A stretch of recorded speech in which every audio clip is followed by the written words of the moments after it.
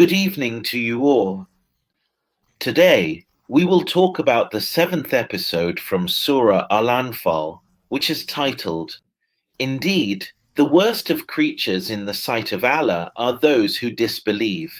Indeed, the worst of creatures in the sight of Allah are those who disbelieve, so they do not believe.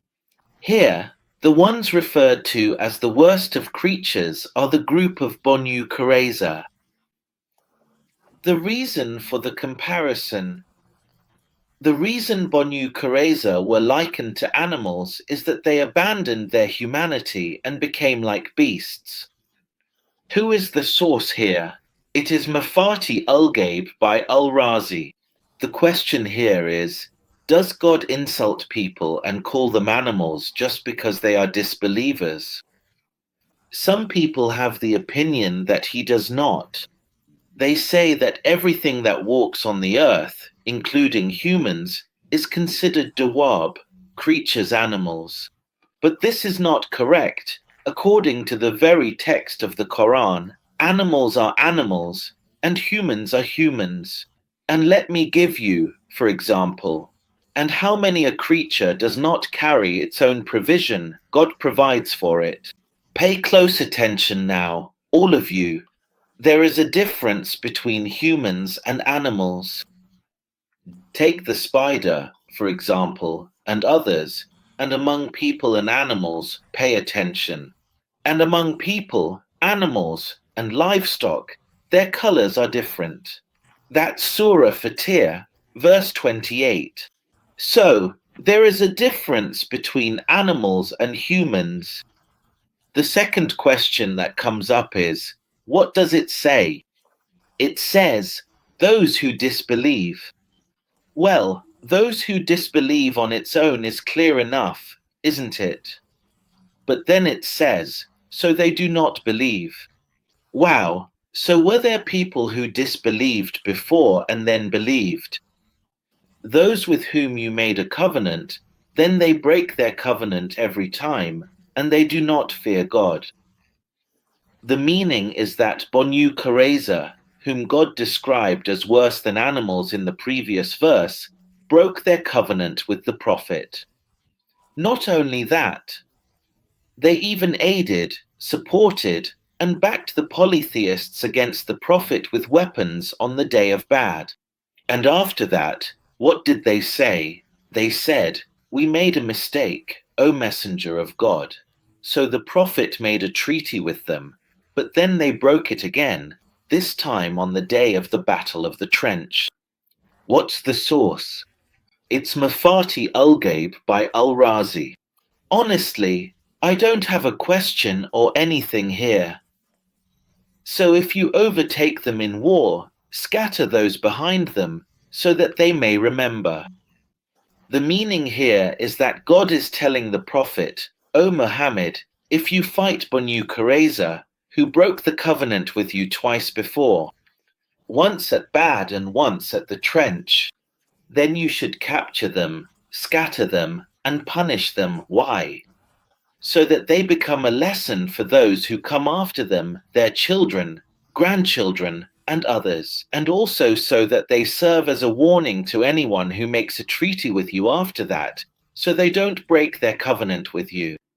What's the source? It's Jamie Al-Bayan Fi Tafsa Al-Quran by Al-Tabari. What really grabs my attention here is the word, perhaps the one in red. Doesn't God know whether they will take heed or not? Because, let me tell you something. A doctor might say to his patient, take this medicine, perhaps it will help you or cure you. That means the doctor doesn't have a definitive answer about the matter. It might work, it might not. That's the word perhaps. And if you fear treachery from a people, then throw their treaty back to them, so you are on equal terms. Indeed, God does not love traitors. The meaning is, if you, O Muhammad, know that there is a treaty between you and them or between you and someone, and you find out that they are about to that they are about to break the treaty and withdraw from the agreement, and there are signs indicating their betrayal. Then refuse to make a treaty with them from the start, and inform them that the agreement between you is over before you fight them. Tell them, that's it, there is no treaty between us. Why? Because God does not love traitors. You can't make a treaty with people and then go fight them. That's betrayal. The source here is Al-Wasit in the interpretation of the Quran by Sheikh Mohammed Syed Tantawi. Honestly, I don't have a question here either. And let not those who disbelieve think they have escaped. Indeed, they will not be able to frustrate God. The recitation. Here, some people used to read the word Yasabana as Tasabana. Of course, when you read it, if you read it as Yasabana, then the verb refers to those who disbelieve. But if you read it as Tasabana, then it refers to the Prophet Muhammad. That's regarding the recitation. As for the meaning, it says, "And let not those who fled on the day of Bad and were neither killed nor captured think that they have escaped death or captivity. No, God will not be unable to take revenge on them, whether in this world through death, or in the hereafter with the torment of the fire." Here, the source says that the verse is meant to console the Prophet Muhammad regarding those who fled from him without him taking revenge on them. The source here is Lubab al-Tawil fi Marani al-Tanzil by Al-Kazin. The truth is, the 2 points or questions here are about the occurrence of 2 past tense verbs in a row, disbelieved and preceded. I actually expected there to be a WA and, between them, disbelieved and preceded the point, the second truth, or the second question. Does God need to emphasize that he is not incapable of taking revenge on those who fled? And does God even take revenge on humans, and prepare against them whatever force and steeds of war you can, to terrify thereby the enemy of God and your enemy, and others besides them whom you do not know but God knows them? And whatever you spend in the way of God will be repaid to you in full, and you will not be wronged. This message is addressed directly from God to the believers. He says, "Prepare," and the proof is the imperative verb. Prepare, prepare, you believers. And prepare, O believers, to fight your enemies. So what exactly should you prepare for them? Fortresses, castles, weapons, horses, all of that. To strike fear into the disbelievers of Mecca on one side and the Jews of Medina on the other. And not just that. And to strike fear into others whom you do not know, but God knows them. Who are they? The Banu Qurayza again. The ones he described in the first verse as the worst of creatures. Some people say, no, those whom you do not know, those are not Banu Qurayza. They say it's Persians and Romans. Others say, no, it's the disbelievers. Some say, no, it's the hypocrites. So, honestly, this matter of you do not know them, but God knows them. It was never settled. The scholars never reached a decision on it. No one really knows who is meant by it. All right, fine. And then, the last point, it says, whatever you spend in the cause of jihad, God will compensate you for it as if you never spent anything. Meaning, you spend on jihad by weapons, horses, arrows, and so on. And God will make it up to you. Here, the interpreter or jurist is the mediator in interpreting the Quran for Sheikh Mohammed Syed Tantawi. The question here is, you terrify with it the enemies of God and your enemies. Is God terrifying the disbelievers to force them to believe? Or does he want to terrify the disbelievers so that the believers defend themselves, their land, their honor, their dignity, and even their religion. There's no problem, really, but the truth is, the verse doesn't make it clear whether it's for defense or offense. It just says, prepare whatever strength you can. Very good. So, are we supposed to attack once we're done preparing, or should we wait for someone to attack us and then defend ourselves? That was an important question, and honestly, it's not clarified in the verse. The second point, actually, is where it says, and whatever you spend, that's the part in red down there, and whatever you spend in the cause of God will be repaid to you, if you do so. So, spend, yes, prepare all the tools of war, the weapons, the horses, and all that stuff. And God will pay you back later. He'll compensate you afterwards. Well, why not pay up front? And if they incline towards peace, then incline towards it as well and put your trust in God. He is the all-hearing, all-knowing. The meaning here is that after he told them, and prepare against them whatever force you can, and all that, he then said, if they lean towards reconciliation, then reconcile with them. And trust in God, for he is the all-hearing, all-knowing. Of course, some people say, no, this verse was abrogated by his saying, so kill the polytheists wherever you find them, which is in Surah At-Tawbah, which comes right after Al-Anfal, whether they incline towards peace or not. Meaning, whenever you see the polytheists, you kill them wherever you find them. At Tawbah 5.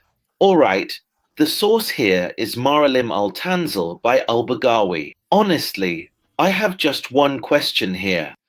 He says, but if they incline towards peace, then incline to it as well and trust in God. He is the all-hearing, all-knowing. But what does that have to do with the verse? Well, if they incline towards peace, you should also incline towards it and trust in God. The matter is settled up to this point. He is the all-hearing, the all-knowing. And if they want to deceive you, God is sufficient for you. He supported you with his help and with the believers. The meaning here is, if your enemies, the Jews of Banu Qurayza, intend anything, keep in mind, they are the ones described as the worst of creatures in the earlier verse. If Banu Qurayza wanted to deceive you, O Muhammad, by making peace so that you would leave them alone, and if the polytheists of Arabia joined forces with them, then God has guaranteed what? Your protection, strengthening you, and supporting you with the Ansar on the day of Bad. What's the source here? It's Zad al-Masir fi ilm al-Tafsir by Ibn al-Jawzi. I don't have a question or anything here. And he brought their hearts together. If you had spent all that is on the earth, you could not have brought their hearts together, but God brought them together. He is mighty, wise. God is the one who united the hearts of the AWS and Khazras through Islam after there had been enmity between them in the days of ignorance. The source is Zad al-Masir fi ilm al-Tafsir by Ibn al-Jawzi. Honestly, my question here is, what's the reason for the repetition? I mean, if we just removed this part completely, like you see here, and read it again. If you spent, O Muhammad, God is telling the Prophet Muhammad, he says, if you spent all that is on the earth, you could not have brought their hearts together, but God brought them together. He is mighty, wise. So, what's the problem? What is the deficiency that would affect the text in this case? What is the reason for the repetition? Or rather, what is the wisdom behind the repetition? O Prophet, God is sufficient for you and for those who follow you among the believers. The reason this verse was revealed is that Banu Qurayza and Banu Nadir said to the Prophet, we will become Muslim and follow you, O Muhammad. So this verse was revealed. The meaning here is that God is telling the Prophet Muhammad and his group of migrants and supporters, "It is enough for you, O Muhammad, that he is your supporter. It is God in everything you need." The source here is Al-Tibyan, the comprehensive explanation of the sciences of the Quran for reference. Honestly, I don't have a question here or anything. The takeaway here is that God is present and active in time, place, and events. God describes those who disbelieved, namely the group of Banu Qurayza, as beasts. God commands the prophet to capture and disperse those who broke their covenants with him, so they would serve as a lesson to those who come after them and to anyone who makes a treaty with him. God commanded the believers to prepare weapons, which are, "and you have prepared for them whatever power you can, and steeds of war," all of this to strike fear into the hearts of the disbelievers. The prophet was informed that even if he spent everything on earth, he would not be able to unite the hearts of the AWS and Khazras. God is supposed to be eternal, ancient, absolute, everlasting, and infinite. God creates, God gives life, God causes death, God resurrects, God inspires, but he does not get involved in the details of ordinary daily human events, because this would strip God of his sanctity and turn him into a human being. See you in the next episode.